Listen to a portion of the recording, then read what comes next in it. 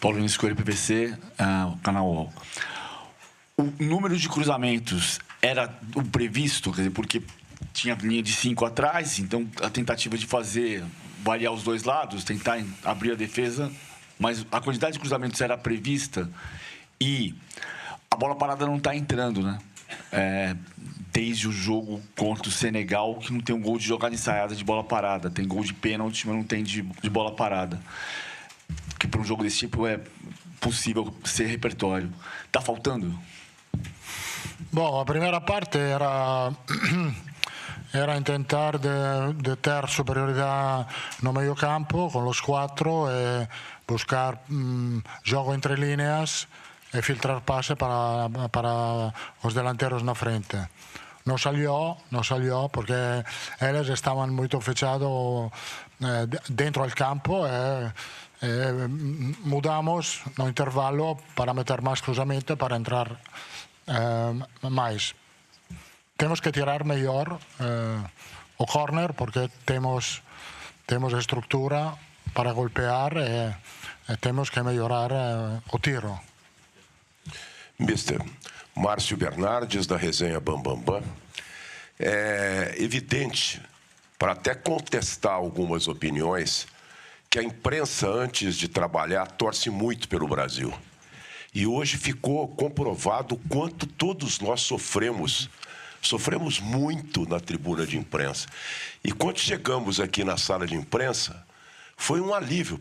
Dava para perceber que a gente estava em campo jogando com vocês e conseguimos.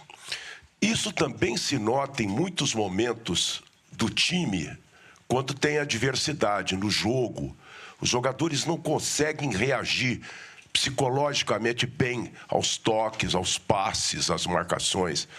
Precisa ser feito um trabalho psicológico mais intenso com os jogadores, professor? Bom, lo falamos antes da Copa do Mundo, este aspecto, que o fútbol tem errores. É como não se pode manejar de não fazer errores porque ninguém é perfeito.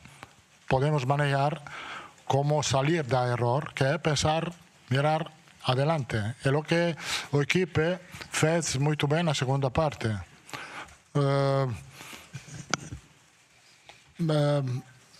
Pensávamos que não podíamos empatar. Não, nunca. Ninguém pensava que essa equipe não vai marcar.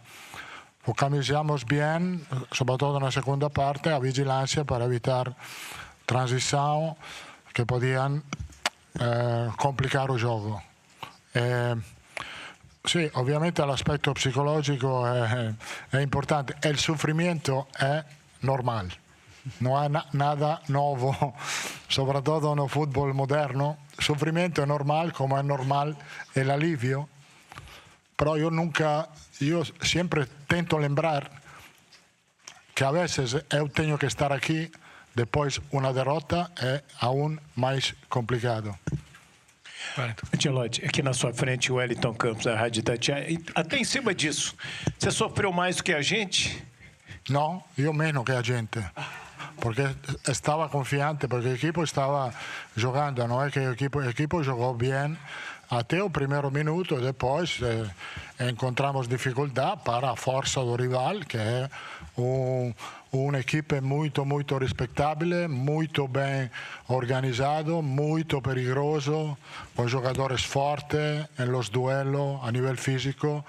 Però l'equipo stava no campo, non è un equipo perdido, non era un equipo perdido come a primeira parte contra o Marocco. Ancelotti, aqui do seu lado esquerdo, Gabriela Ribeiro da Globo. No primeiro tempo, o Casemiro foi muito questionado pelos torcedores ali, pelo desempenho dele em campo. Ele acaba permanecendo, faz o gol, tem essa jornada de herói dentro do jogo. O que mudou para o Casemiro dentro do jogo? Qual foi a sua conversa com ele no vestiário para ele permanecer no jogo e as coisas mudarem? Não falei com ele porque ele estava atuando. Depois é o que falamos antes. Se podem fazer erros. Eu não acho que o gol de Japão era um erro de Casemiro. Fallamos uma salida e Casemiro actuou muito bem. Também o gol do empate ha sido clave para o jogo. Professor Ancelotti, Aqui. Foi a primeira virada do Brasil no mata-mata desde a Copa de 2002. PVC deu essa informação. A última vez que o Brasil virou um mata-mata foi sobre a Inglaterra. E esse jogo se assemelhou a uma noite de Bernabéu, à la Real Madrid. Esse time está cascudo o suficiente para enfrentar Costa do Marfim ou a Noruega domingo, 5 da tarde? O time do Brasil está cascudo, consistente, forte? Sí, estamos fortes, contentes. Sabemos que seguimos el camino, tenemos que seguir mejorando, trabajando, descansar también es muy importante.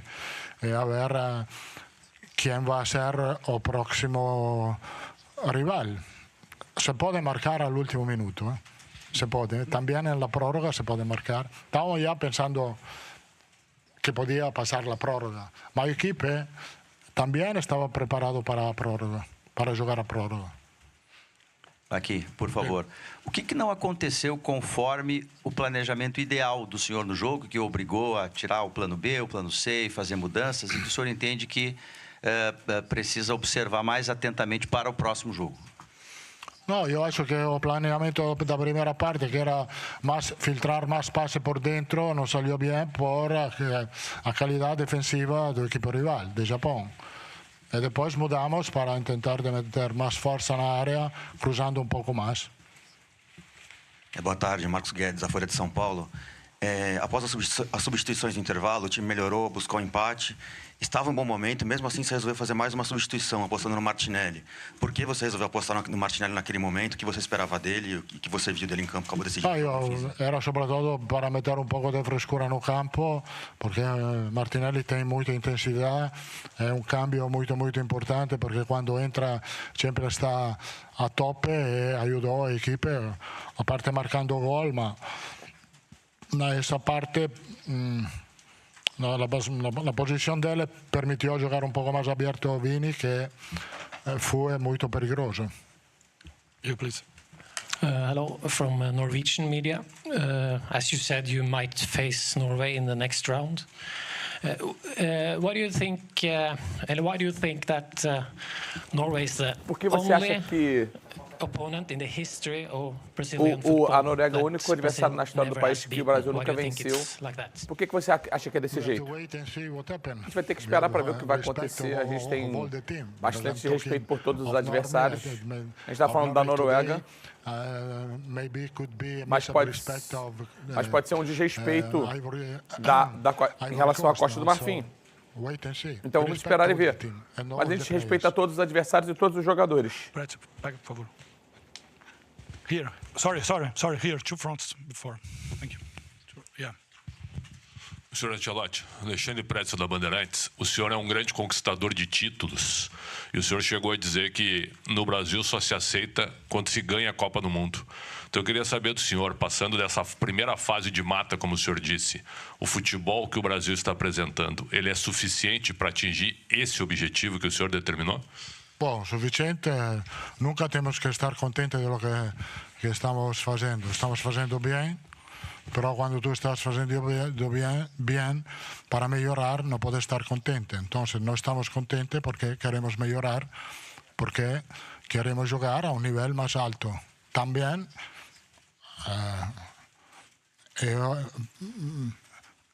o juego de hoy me gustó mucho. E punto, ma tenemos que pensare al prossimo. Buonasera Carlo, Aurelio Capaldi, Rai.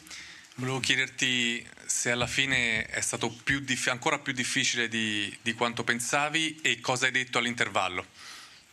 No, più difficile no, sapevamo che era difficile perché tutte le partite sono difficili e a maggior ragione un 16esimo di finale della Coppa del Mondo contro una squadra che è molto solida e che ha fatto ottimi risultati.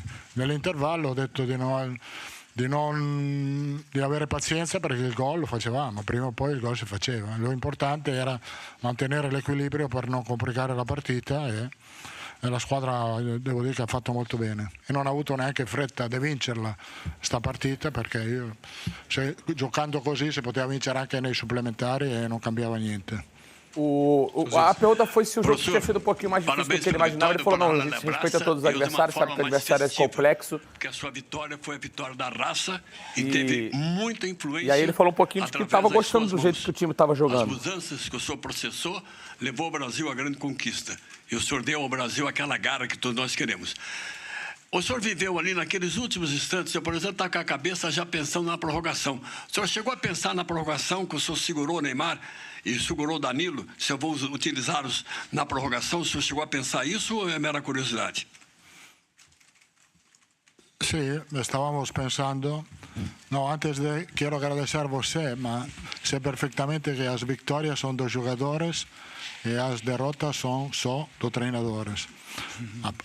Dicho isto, falei com Neymar que se não se empatava o jogo até o minuto 60 iba a meter a ele. Estábamos pensando en la prórroga de meter a ele, porque está bien, pero el feito que marcamos, Neymar no entró, estaba todo claro con él. Hello, Mr. Abdelaziz Al-Haraishi from Al-Riyadiyya newspaper in Saudi Arabia. As you said, Casemiro has had an amazing game. Teve jogo fantástico. How do you want us to remember him as a player? Como que você gostaria que a gente lembrasse dele como jogador? Casemiro is a leader. He knows really well his position, how to do in his position. Nobody can teach him how Ninguém pode ensiná-lo como ele vai jogar nessa posição. Porque ele é realmente muito importante. Não só por fazer gols, porque ele fez vários gols na Premier League nessa temporada. E ele é uma conexão muito boa também com o gol. Carlos, em espanhol.